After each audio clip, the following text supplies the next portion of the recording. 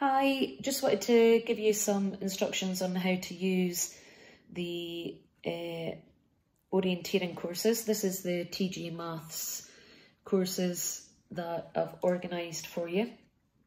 Now, you will need to go out before your class gets started using your map, okay, whichever map you choose to use, your simple map or your Google map, and set up the control points. So, for example, question 12 needs to correlate to number 12 on your map and so on. So you'll set up all your control points at the correct places. Now, I would double knot them, if not treble knot them, because the children have a habit of trying to untie them. So just make sure they're really secure. Now, when you take your class out to get started, you're going to need a whiteboard pen. You're going to need an answer card for each team. Each team will need to be given a map, which is identical to the one that you've used to set up. So if you use the simple one, give them that. If you use the Google one, give them that. And then the final thing they need is a skipping rope for their team to stay together. So I would get them into teams of 3 ideally. If 3 doesn't work, 2's okay because you're working in a small zone, but 3 conforms with your safety triage. Now, at each checkpoint, I would get the children to swap places on the rope, so they're taking different roles. At the beginning of your lesson, highlight your different learning outcomes and benchmarks you're wanting them to achieve.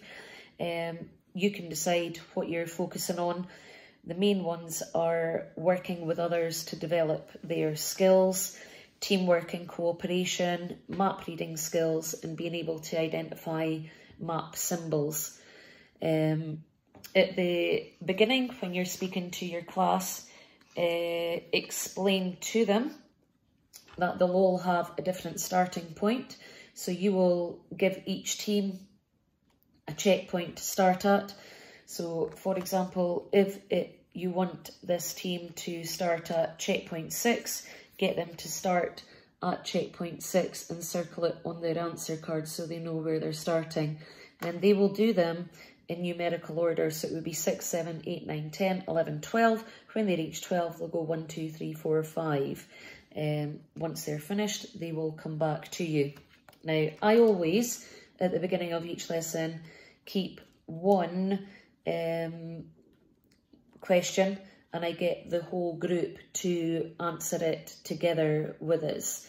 So, like, for example, this is Jessie won £216 on Monday, £82 on Tuesday, and £195 on Wednesday at the bingo. How much did Jessie win altogether? So she's been pretty lucky, our Jessie.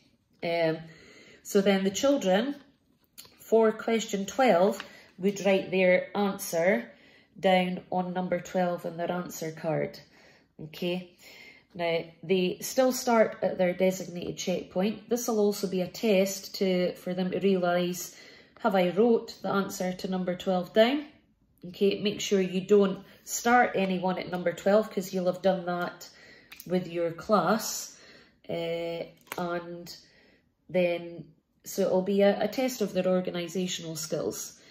If they do get confused, just remind them that they did number 12 with you, because you'll always have 1 or 2 teams saying, I can't find number 12.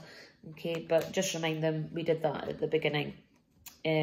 Once they've done the whole route, don't hide any. You don't need to hide any this time. Once you've done the whole route, they come back to you and they can either self-assess their own results using the answer card, which will be in the pack as well, or you can get them all to sit together at a designated point and you will go through the answers with them. And then you can divvy up house points accordingly, depending on how many answers they get right. What I've been doing is, if they get 12 right, each person in the team gets 12 house points. If they get 3 right, each person in the team will get 3 house points, but you can do it any way you want. Okay, hopefully that makes sense, and enjoy the orienteering. Bye.